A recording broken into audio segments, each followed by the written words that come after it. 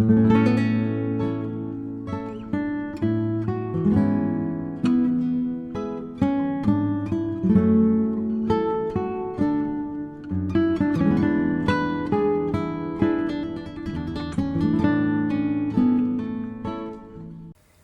is an illustration of our solar system. We have the Sun, Mercury, Venus, Earth, Mars, Jupiter, Saturn, Uranus, and several dwarf planets, the most famous of which is Pluto. Here are the 8 major planets and the Sun to scale. There are 2 widely held models of the origin of the solar system. There is the evolutionary view that the solar system formed from a cloud of dust and gas by itself 4.5 billion years ago. The other is that the solar system was created by God about 6,000 years ago. The question before us is which model does a better job of explaining the origin of the solar system? Both models make different predictions about what we should find. So let us look at the facts and see which model fits the data the best. The atheistic evolutionary model is called the Nebula hypothesis. According to this model, the solar system formed from a cloud of dust and gas, as illustrated here. The Sun is thought to have formed by the center of a gas cloud collapsing.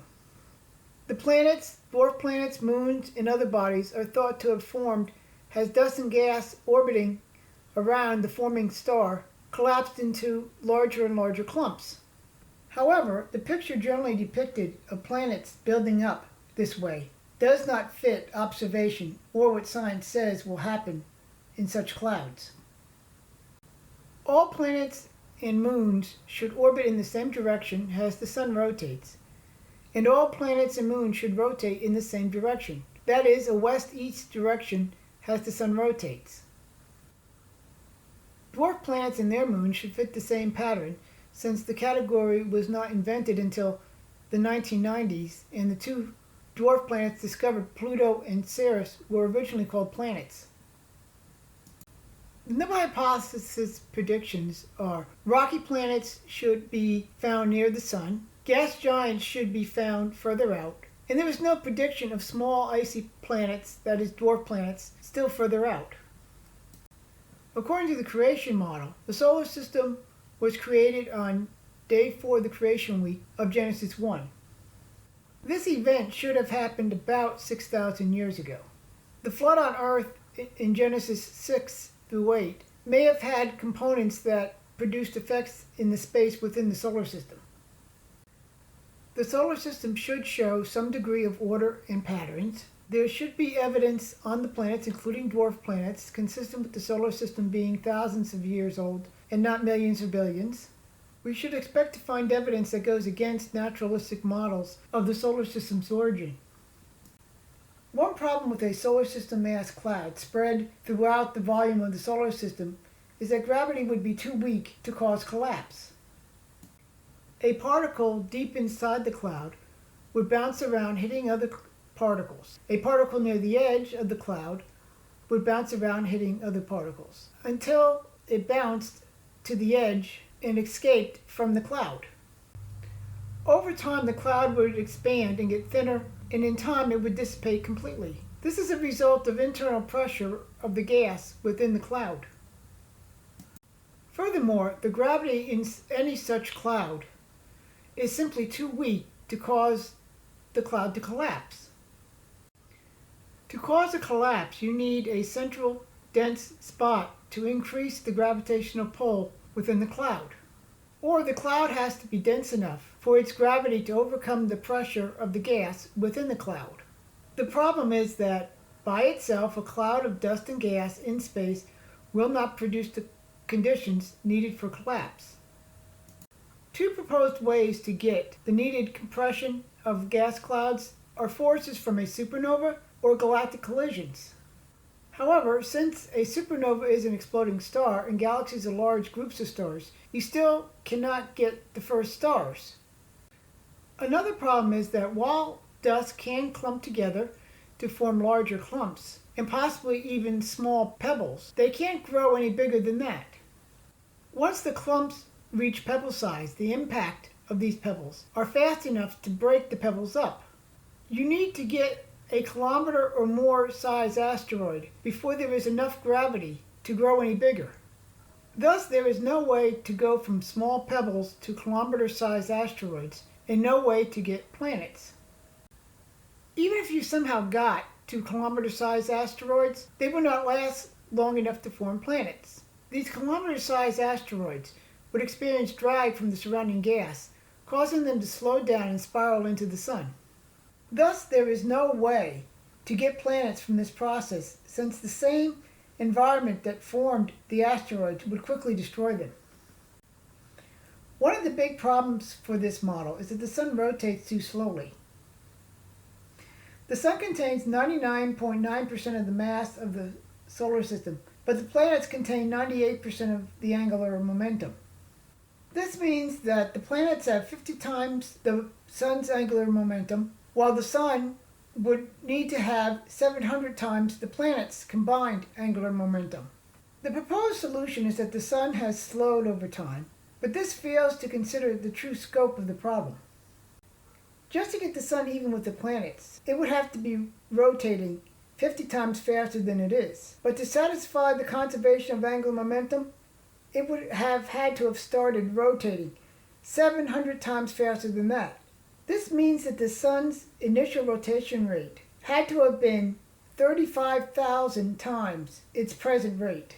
The sun is currently rotating at 1 revolution per 25.38 Earth days. So a rotation rate 35,000 times faster produces an initial period of rotation of 1 minute 2.65 seconds. Now, according to the CRC Handbook of Chemistry and Physics, the sun's equatorial rotational velocity is 2.0578 kilometers per second. This means that the initial equatorial rotational velocity would be 72,023 kilometers per second, or nearly a quarter of the speed of light. Now, the sun's surface escape velocity is 617.23 kilometers per second, which is 1.167 times smaller than this theoretical initial equatorial rotational velocity of 72,023 kilometers per second. The result is that the sun would literally fly apart, assuming it formed to begin with, which of course it would not have. The one proposed solution to this problem is that the sun somehow transferred some of its angular momentum to the planets as they were forming. This is alleged to have resulted from the presence of a magnetic field or turbulence in the planetary nebula, and exactly how it is supposed to have happened is rather vague. However, the transfer of angular momentum would have to be rather fast, or the dust and gas would fall into the star within years. Now we will move on to the planets. The International Astronomical Union to find a planet has an object that orbits the sun, has sufficient mass to be round or nearly round, is not a satellite that is a moon of another object, and has removed debris and small objects from the area around its orbit. However, this fourth one presupposes the nebula hypothesis. A more objective way to put it is removes debris and small objects from the area around its orbit. That is, it gravitationally dominates in its area so that there are no other bodies of comparable size other than its satellites. There are 8 bodies in the solar system that meet these criteria: Mercury, Venus, Earth, Mars, Jupiter, Saturn, Uranus, and Neptune. Sorry, Pluto fans, Pluto has other similar sized objects around it, so it lacks gravitational dominance. Mercury is the closest planet to the Sun at an average distance of 35,928,880 miles. Its year is 88 Earth days, but its rotational period is 58.65 Earth days west to east. This leads to a day of 175.942 Earth days. Its equatorial radius is 1,516 miles. Its orbital inclination is 7 degrees, which is greater than any other planet. and its orbital eccentricity is 0.206, which also is greater than any other planet. Its mean density is 5.43 times the density of water. This is so dense that it is thought to have a large iron core comprising over 40% of its volume. In fact, Mercury is way denser than evolutionary models say it should be. The explanation given is that a large impact stripped away the lighter material into space. However, there is no evidence for this. It is simply needed to make the evolutionary model fit reality. Mercury also has a magnetic field, despite the fact that any magnetic field should have disappeared long ago if Mercury were billions of years old. The only way for a planet to maintain a planetary magnetic field for billions of years is a planetary dynamo inside a molten core. Mercury is too small to maintain a molten core for billions of years. The explanation given, without evidence, is that Mercury's core has been kept liquid by sulfur mixed with the iron. However, evolutionary models don't allow sulfur to condense so close to the Sun, making yet another problem for these models. Furthermore, Mercury rotates way too slowly to maintain a planetary dynamo. Even worse for evolutionary models, the Messenger space probe showed that Mercury's magnetic field strength has fallen since Mariner 10 in 1974.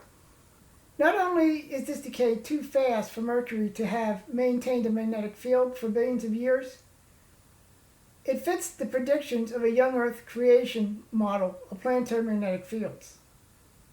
So Mercury is too dense to have formed from a planetary nebula. It has a magnetic field that it cannot have if it is billions of years old. Efforts to fix this problem only cause more problems for planetary nebula formation of Mercury.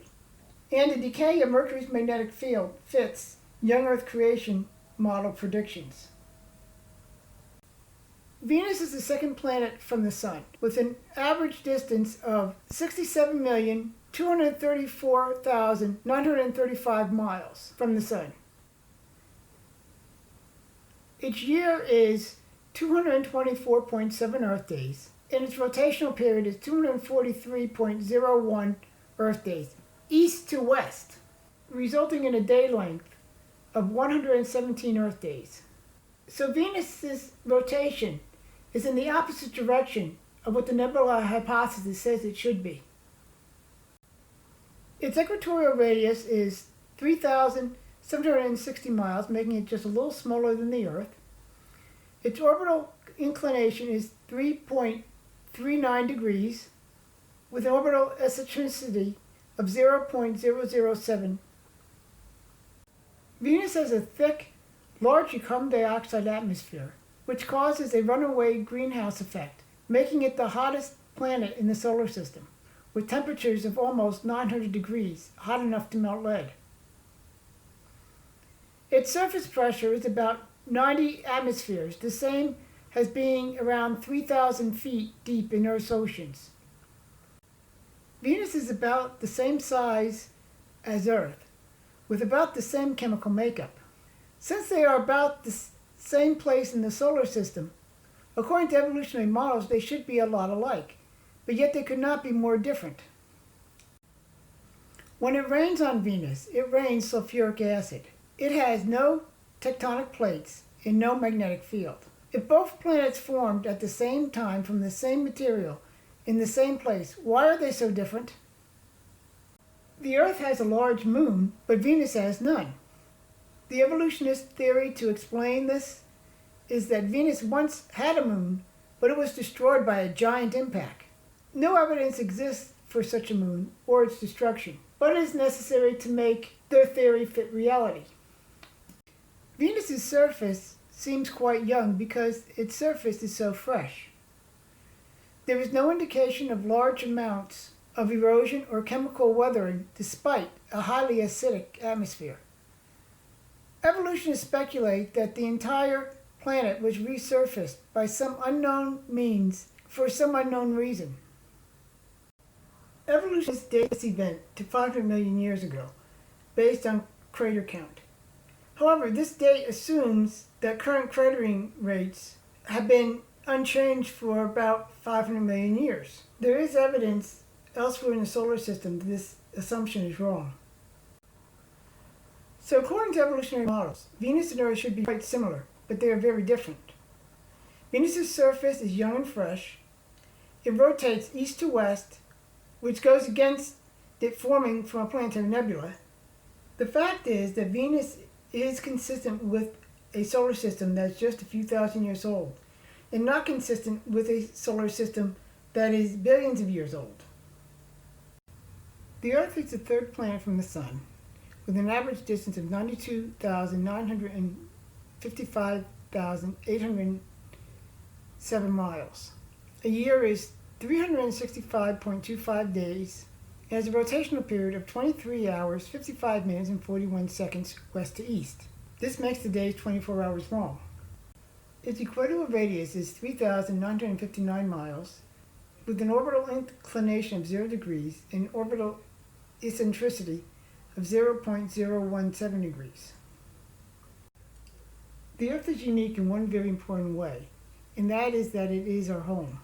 According to evolutionists, the Earth is supposed to be 4.5 billion years old, but there is abundant evidence the Earth is much younger.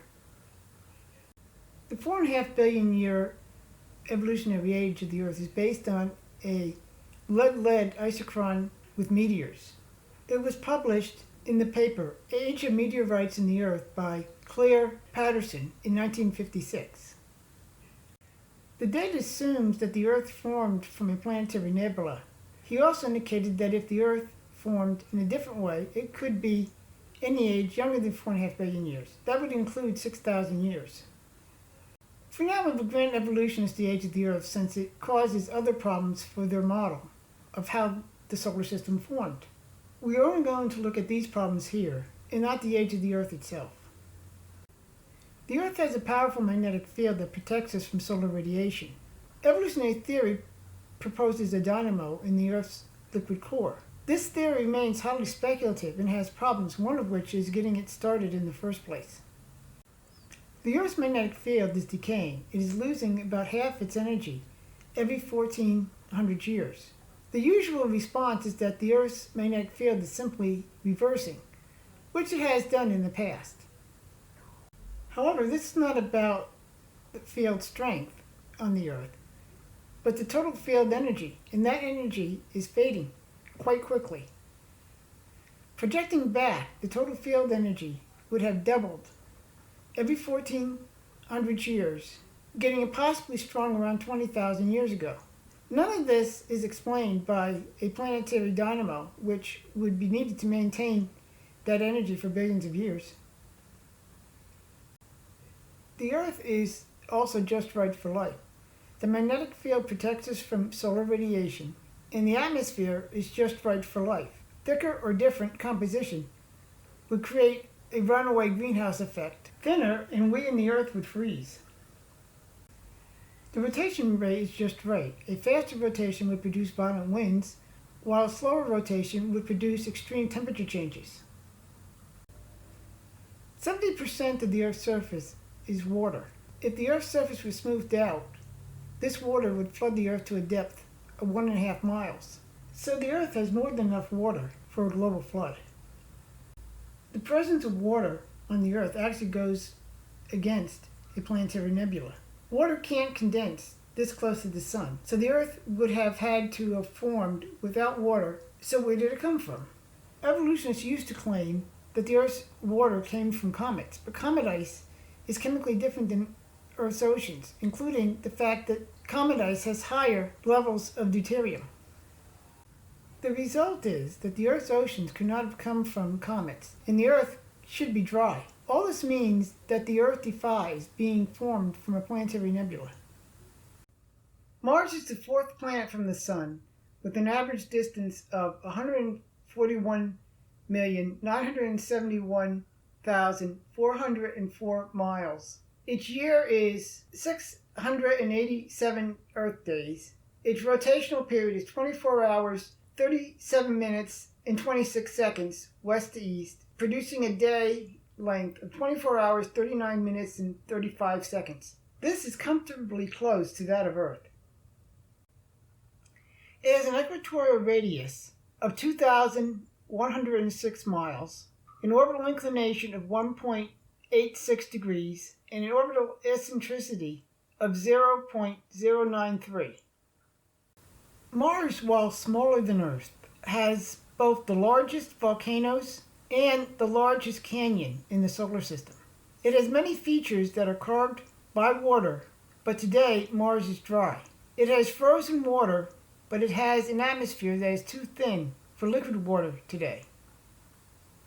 Evolutionists are desperate to find life on a planet other than Earth, as if that would prove that life came from non-life. However, twice times impossible is still impossible. Besides, even if life were found on Mars, it could have easily arrived there from the Earth by several means.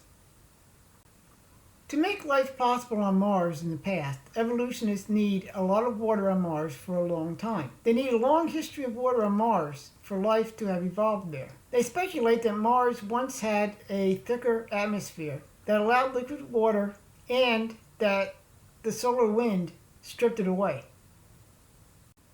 Ironically, in this case, there is evidence of a large impact in the form of the Hellas impact basin. At 2,100 kilometers, that is 1,300 miles in diameter, and 9 kilometers or 5.6 miles deep, it is the largest impact crater on Mars.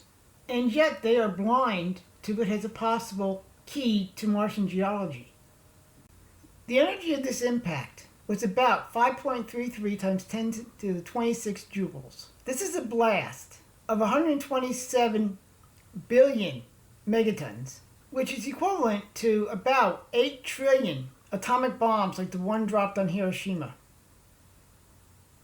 The bad news for evolutionists is that Hellas is on the opposite side of Mars from the Tharsis volcanoes. Directly opposite the center of Hellas is the western side of Abia Petra's caldera. Abia Petra's is the largest Martian volcano by surface area.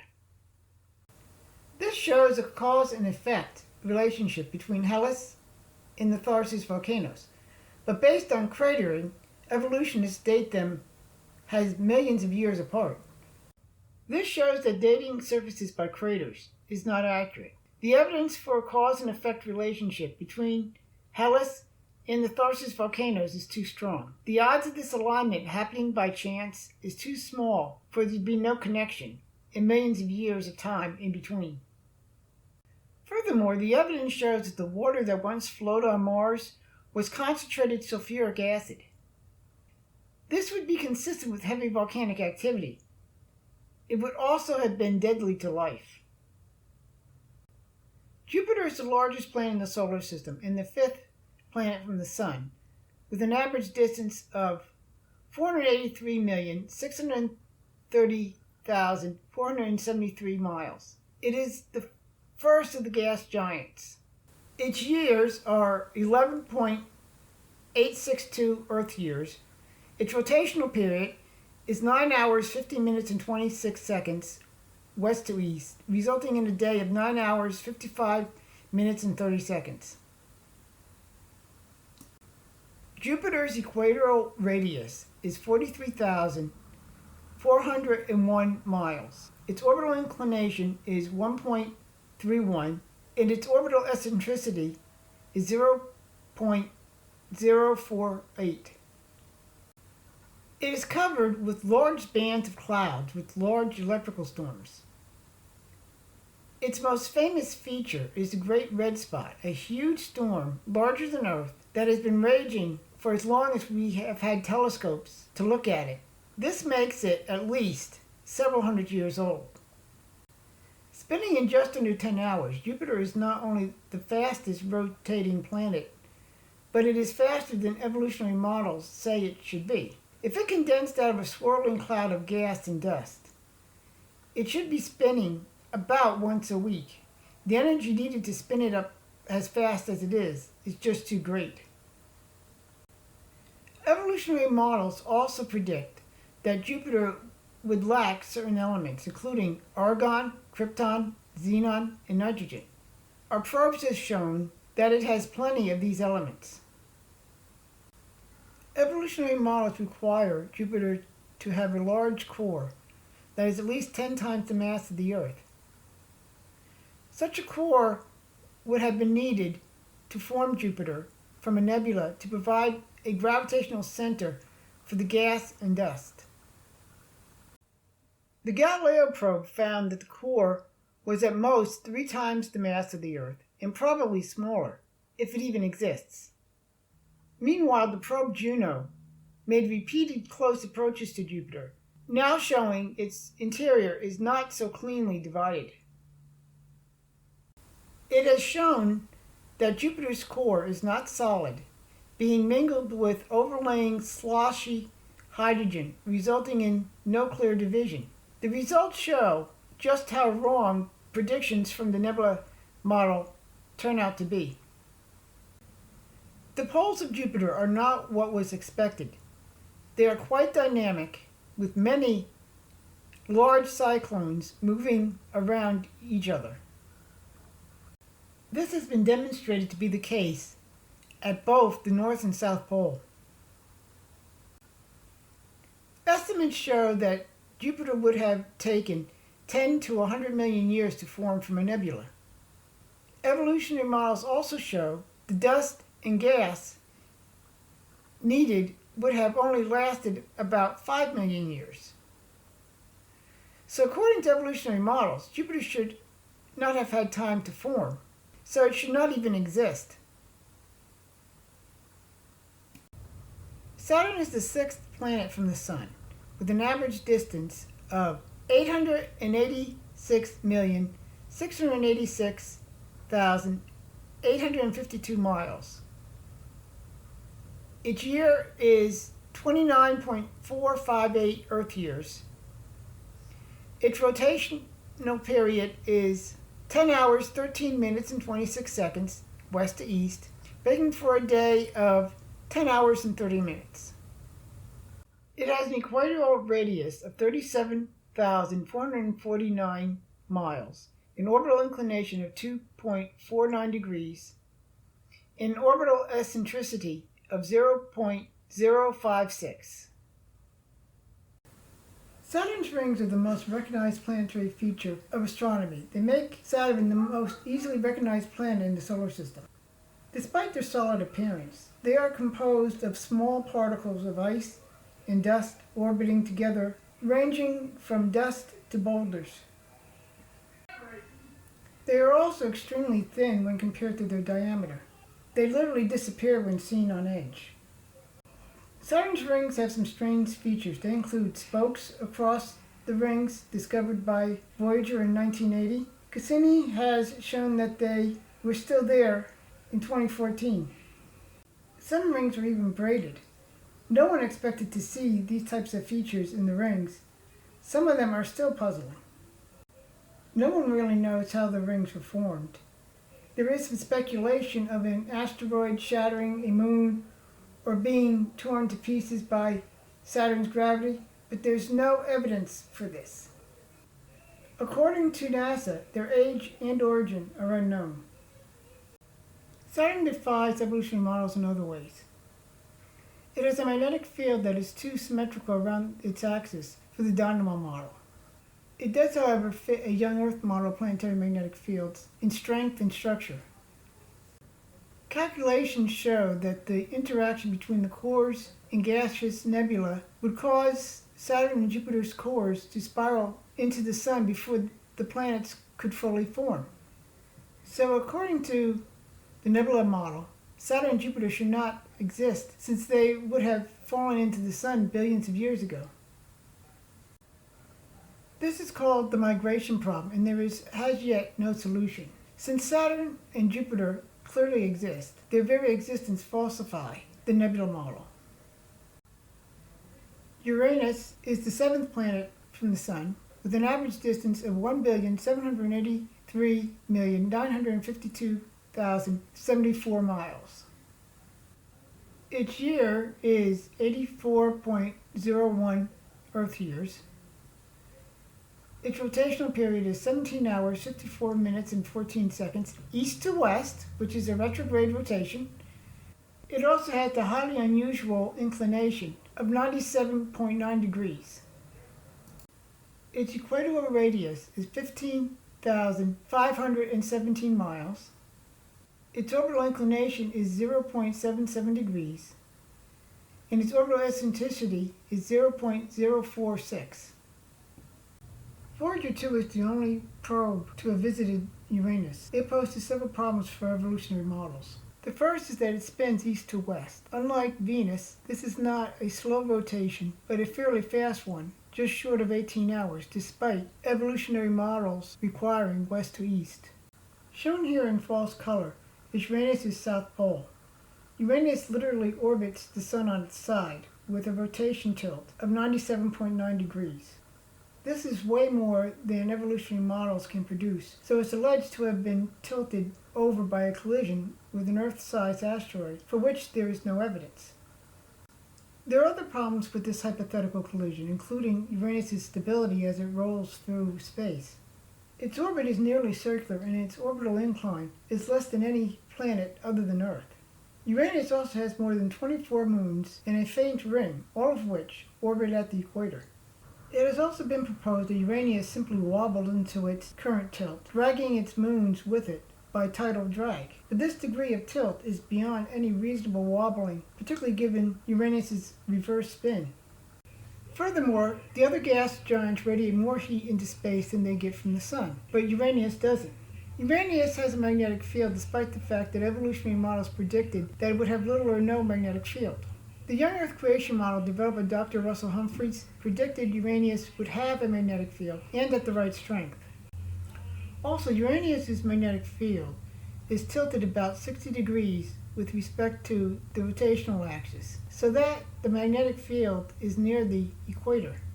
The source of Uranus' field is offset from the center by about 1/3 of the planet's radius. According to the dynamo theory, the magnetic poles and rotational axes should nearly always be closely aligned. Except for a very relatively short time during a field reversal, the Uranus field does not seem to be reversing because it is not alone in this trait. Neptune is the 8th planet from the Sun, with an average distance of 2,794,353,810 miles. Its year is 164.79 Earth years, and its rotational period is 17 hours, 13 minutes, and 55 seconds west to east. Its equatorial radius is 15,299 miles. Its orbital inclination is 1.77 degrees, and its orbital eccentricity is 0.01. Neptune is warmer than evolutionary models say it should be. It radiates twice as much heat as it gets from the Sun. It is more active than evolutionary models say it should be, with the fastest wind speeds in the solar system. A dark spot about the size of Earth was discovered by Voyager 2 in 1989. This one disappeared before 1994, and a new one was discovered in 1995 in a different location. Neptune is clearly an active changing place. It is neither cold nor dead, as evolutionists expected. Neptune's magnetic field is also a problem for evolutionists. Like Uranus, Neptune's magnetic field is tilted about 60 degrees with respect to its rotational axis, with the magnetic poles near the equator. The source of Neptune's magnetic field is also offset from the center by about 1/3 of the planet's radius. According to the dynamo theory, the magnetic and rotational axis should be nearly always closely aligned. This falsifies the idea that Uranus' field was in the process of reversing, because the odds of two planets reversing their magnetic fields at the same time is way too small. The young Earth creation model of planetary magnetic fields, developed by Dr. Humphreys, also predicted Neptune would have a magnetic field and at the right strength. Neptune has an even bigger problem for evolutionary models because according to the Nebula model, it should not even exist. Both Uranus and Neptune are so far from the Sun that the orbital speeds are so slow that models show it would take longer than the evolutionary age of the solar system for them to have formed to their current size. So according to evolutionary models, Uranus and Neptune should not exist, but they do. This problem has been known for some time, having been discovered in 1972. Despite the fact that according to evolutionary models, Uranus and Neptune should not exist, evolutionists keep talking as though the Nebula model is proven fact. Uranus and Neptune are not a problem for creationists, but evolutionists are stuck with a theory that does not work because God is excluded as a starting assumption. The International Astronomical Union defined a dwarf planet as an object that orbits the Sun, has sufficient mass to be round or nearly round, is not a satellite that is a moon of another object, and has not removed debris and small objects from the area around its orbit. Unfortunately, the fourth qualification assumes the nebula hypothesis. A more objective way to put it would be does not remove debris or small objects from the area around it. That is, it is not gravitationally dominant in its area, so that there are other bodies of comparable size other than its satellites. Ceres is the closest dwarf planet to the Sun at an average distance of 257,112,044 miles. Its year is 4.6 Earth years. Its rotational period is 9 hours, 4 minutes, and 19 seconds west to east, giving it a day of 9 hours, 40 minutes, and 37 seconds. Its equatorial radius is 304 miles, with an orbital inclination of 10.6 degrees and an orbital eccentricity of 0.07976. Like Pluto, Ceres has had a classification problem. Discovered, it was classified as a planet. After the discovery of smaller bodies in the same area, it was downgraded to an asteroid, and it was recently upgraded to the new classification of dwarf planet.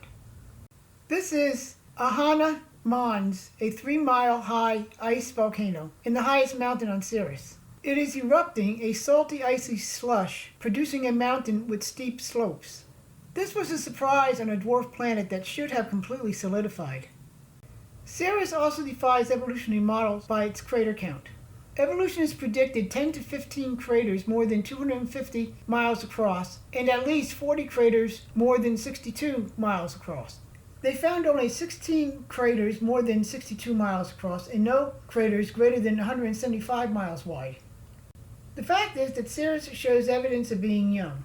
This is inconsistent with a solar system that formed from a nebula billions of years ago. It is, however, consistent with a solar system that was created just a few thousand years ago.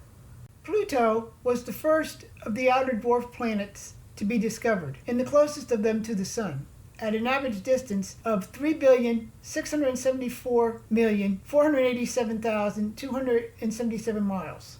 Its year is 248.54 Earth years. Its rotational period is 6.4 Earth days, east to west, making it retrograde. It was originally classified as a planet, but downgraded to dwarf planet after the discovery of Ceres, which is in the same area but a little larger. Its radius is 737.6 miles. It has an orbital inclination of 17.15 degrees and an orbital eccentricity of 0.248. One of the problems Pluto poses for evolutionary models is the fact that it rotates backwards, as does Venus and Uranus. Having one such body is bad enough, but 3 should falsify these models. Pluto has also been shown to be emitting X-rays that would result from interactions between the solar wind and a planetary magnetic field. Pluto also deflects the solar wind in a manner that suggests that it has a magnetosphere. Unfortunately, the chance to see directly if Pluto does have a planetary magnetic field was lost. Because of weight and the fact that their models predicted that it would not have a magnetic field, New Horizons does not have a magnetometer on board. The fact is that there is evidence that Pluto does have a magnetic field. This is another problem for evolutionary models that the Creation Planetary Magnetic Field model has no problems with and actually predicted. The most noticeable feature of Pluto is a large impact crater that exposes a lighter material under a darker surface material. The lighter material is probably ice that melted during the impact and refroze as it filled the crater. It is of interest to note that this feature bears a striking resemblance to a Disney dog by the same name as the planet, Pluto. Did God do this deliberately to get a good laugh at the expense of evolutionists? The other thing to note is that despite this large impact crater, Pluto's surface seems to have relatively few craters. This means that this surface is younger than most of the cratering in the solar system, suggesting recent geological activity.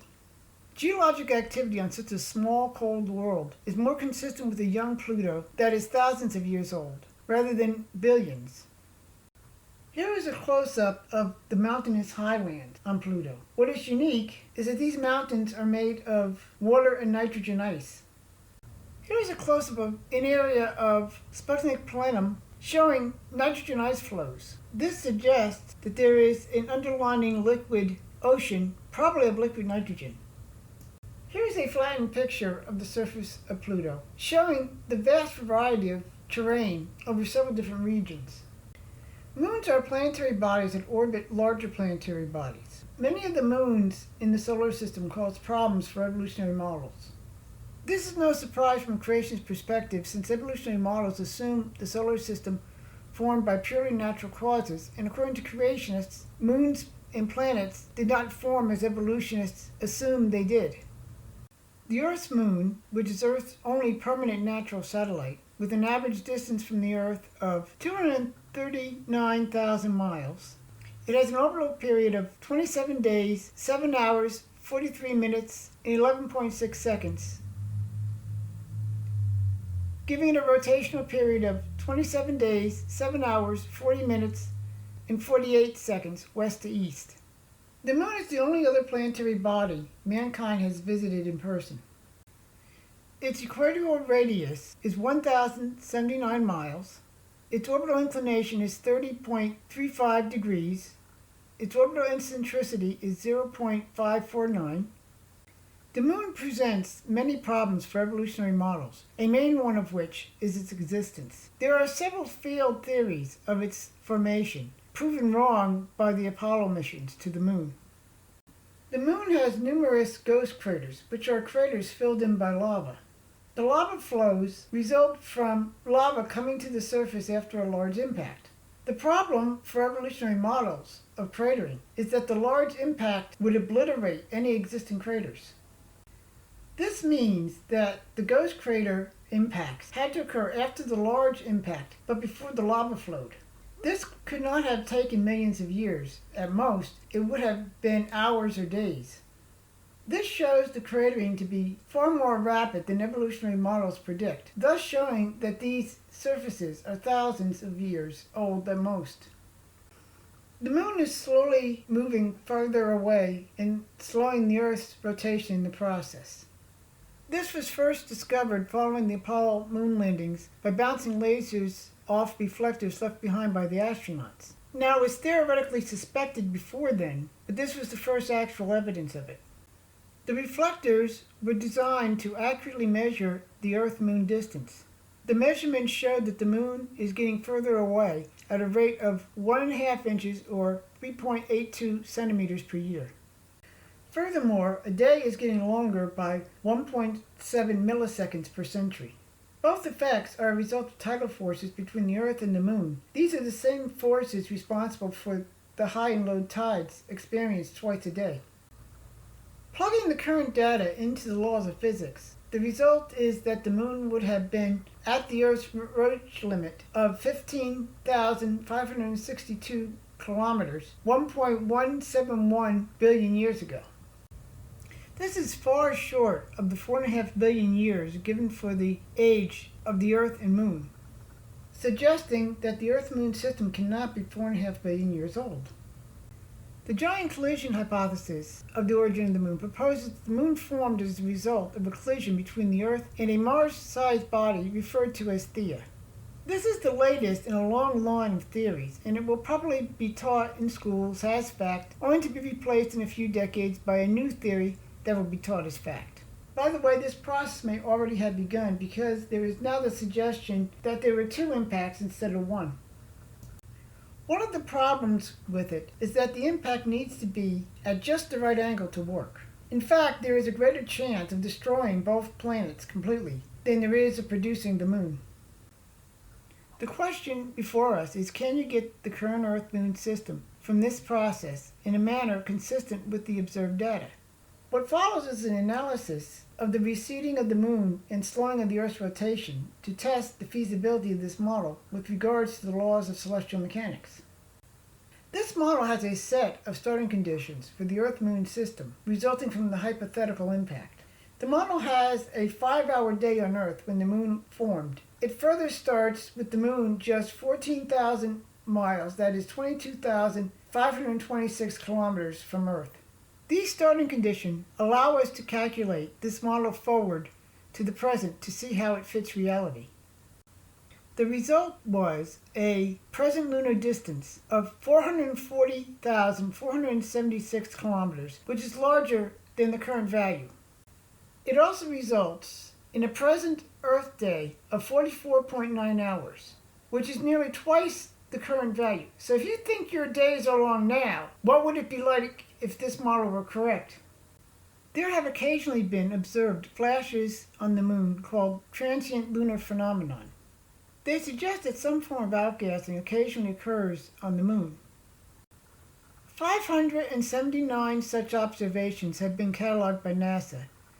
And Apollo 15 even detected radon gas coming from Epimetheus crater.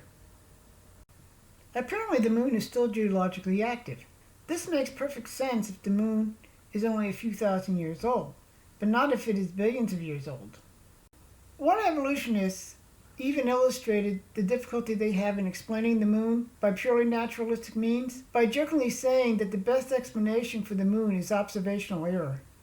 Jupiter has over 60 moons, and they also pose problems for evolutionary models of the solar system. We will look at the 4 largest ones. Io has a radius of 1,131.7 miles, making it larger than Earth's moon. It orbits Jupiter at 262,128 miles, with an orbital period of 42 hours. Io is the most volcanic place in the solar system. Over 400 volcanoes have been found, at least 150 of which are active. One called Loki is more powerful than all of Earth's volcanoes combined. These volcanoes are so powerful that they have been observed ejecting material as high as 250 miles into space. Lava geysers have been measured shooting material out at over 2,000 miles an hour. This is 10 times faster than the fastest seen on Earth. It puts out twice as much heat as the Earth. Some of it comes from tidal flexing between Jupiter and the other 3 large moons. However, tidal flexing can only produce some of this heat. If Io were really billions of years old, this heat would have dissipated long ago. It is, however, not a problem if Io is only thousands of years old. According to evolutionary models, Io should not have all these volcanoes, but it does. Another problem is the amount of lava being spewed from Io. One volcano alone floods the surface with 100 cubic meters of lava per second. The amount of material being erupted on Io is so large that if Io were really billions of years old, it would have recycled itself 30 times over. Europa has a radius of 950 miles, making it smaller than Earth's moon. It orbits Jupiter at 414,000 miles with an orbital period of 85 hours. Europa is the smoothest object in the solar system. One of its most notable features is its lack of craters. Because it is covered with a shell of ice, it is almost completely smooth. This ice is several miles thick and thought to have an ocean of liquid water underneath. And in the evolutionary mindset, where there is water, there is life. So evolutionists are very interested in Europa.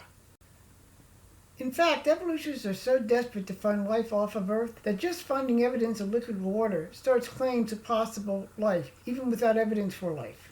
The idea is that finding life elsewhere would prove that life got started all on its own.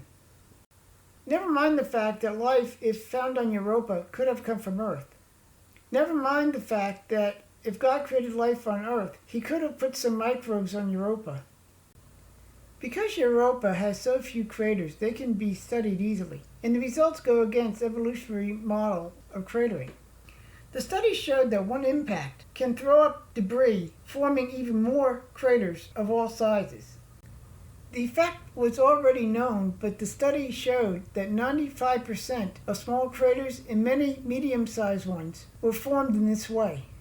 This shows that planets and moons were hit by fewer impacts than previously thought. This calls into question the dating of surfaces by the number of impacts.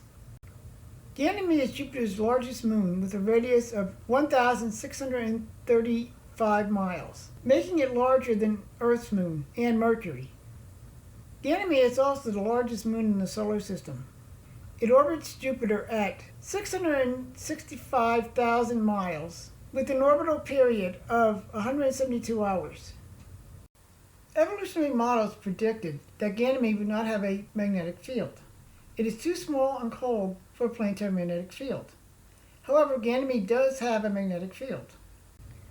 Evolutionists are forced by the strength of the magnetic field to assume that Ganymede has a dynamo. This despite the fact that Ganymede could not have maintained a liquid core for such a dynamo to last billions of years. Creationist models and timescales, on the other hand, do allow for the presence of a decaying magnetic field, even in a solid core. Thus, Ganymede is a problem for evolutionary models, but it fits well with creation models. Ganymede's terrain is very unusual. There are rocky areas, grooved areas, and relatively smooth areas. Some of the flat terrain goes right across grooved and rocky terrain with paintbrush-like streaks. Some of these areas have few, if any, craters.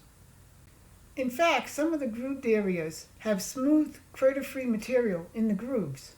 All this suggests Ganymede is still geologically active and thus much younger than evolutionary models claim. Callisto is Jupiter's second largest moon with a radius of 1,498 miles, making it larger than Earth's moon but smaller than Mercury. It orbits Jupiter at 1,169,856 miles with an orbital period of 400 hours, and it is the farthest of the Galilean moons. It has a lot of different terrain, looking something like a patchwork quilt. Some of it looks like it has been strip mined. Not saying that it has been, but that was a first impression description. It is a real hard one for evolutionary models.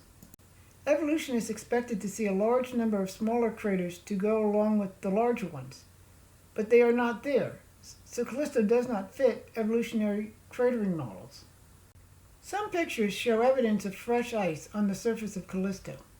This means there is still erosion and geological activity on Callisto, which should not be the case if it really were 4.5 billion years old. It should be cold and dead, but it isn't. Saturn has dozens of moons of various sizes. Several of them are quite interesting. Let's look at some of them. Enceladus has a radius of 157 miles. It orbits at 147,918 miles with a period of 33 hours. The big surprise of Enceladus is the huge geyser at its south pole. This is a problem for evolutionary models, since if it were billions of years old, it would have cooled and frozen solid long ago. Yet it is spewing water into space, actually painting its neighbors with ice and snow. One theory is a combination of tidal and radiogenic heating. While tidal heating could produce heat for 4.5 billion years, it does not produce enough to explain the huge geyser. Radiogenic heating could produce enough heat, but radiogenic heating decreases with time as radioisotopes decay. Enceladus would have needed a lot of radioactive material to start with to still have enough to keep heating Enceladus today. Furthermore, the geyser material would have to come from an ocean under its crust. Even in the presence of enough heat, melting crustal ice, that ice would still thin over time. How much ice would Enceladus need to start with to keep erupting for 4.5 billion years? Saturn's largest moon, Titan, has a radius of 1,600 miles. It orbits Saturn at 759,220 miles in 16 Earth days. It's the only moon in the solar system with a substantial atmosphere, at 1.45 times that of Earth. This atmosphere is mostly nitrogen, with a little methane mixed in. This methane is a problem for evolutionary models, since the Sun would break it all down in about 10 million years, far short of the 4.5 billion years Titan is supposed to have been there. If Titan were really 4.5 billion years old, it would have to have a source of methane to replenish its atmosphere. It would also have a lot of ethane on its surface from all the broken down methane. Evolutionary predictions were that Titan's surface would have a global ocean of ethane about a kilometer deep. With the lander Huygens, this prediction was shown to be wrong. Titan's surface is dry with rocks of water ice. Huygens did find lakes of methane and ethane, but not the global ocean. They are not enough to fulfill the predictions of evolutionary models. Even if the lakes are pure methane, they only add up to about 10% of what is in the atmosphere. This would not have lasted more than 10 million years. Yet another problem for evolutionary models is the lack of impact craters on Titan. According to evolutionary models, Titan should have thousands of craters, even allowing for those that burn up in its thick atmosphere. With 22% of Titan's surface surveyed, only 5 impact craters have been found. The fact is that Titan's surface looks quite young. It stands as an excellent example of the failure of evolutionary models in their alleged history. Saturn's co-orbital moons, Janus and Epimetheus, at first glance, they don't look too impressive. After all, they are small moons.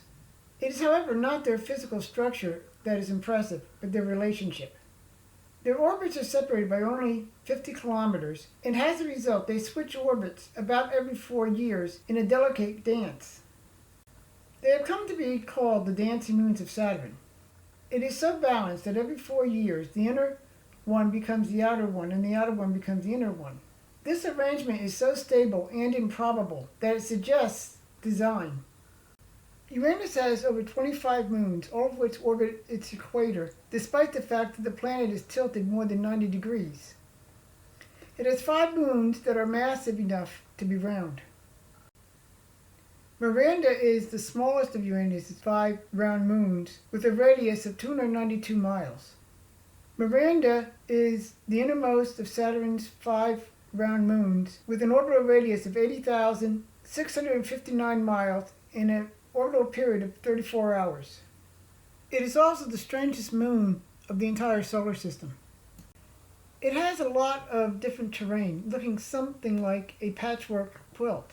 Some of it looks like it's been strip mined. Not saying that it has been, but that was a first impression description. It is a real hard one for evolutionary models. There are areas of rugged grooved terrain next to smooth terrain and heavily cratered terrain. The rugged grooved terrain looks a lot like it was painted on the moon with a brush.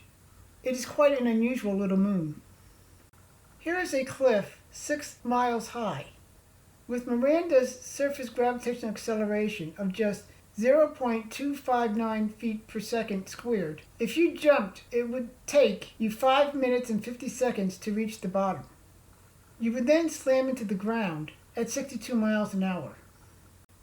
It has been proposed that Miranda was brought into its current state by not 1 but 5 asteroid collisions. But even other evolutionists agree that such a model would have totally destroyed the moon. So Miranda does not fit evolutionary models. The simple fact is that the solar system does not match the predictions of evolutionary models. They have done a horrible job of predicting what we find in space. However, evolutionists always have some excuse as to why evolutionary models don't fit reality. When possible, they alter the theory to make the field prediction go away. Creation models, on the other hand, have a rather good track record of predicting what the solar system is really like. When looked at objectively, the best explanation of the solar system is that it was created by God just a few thousand years ago.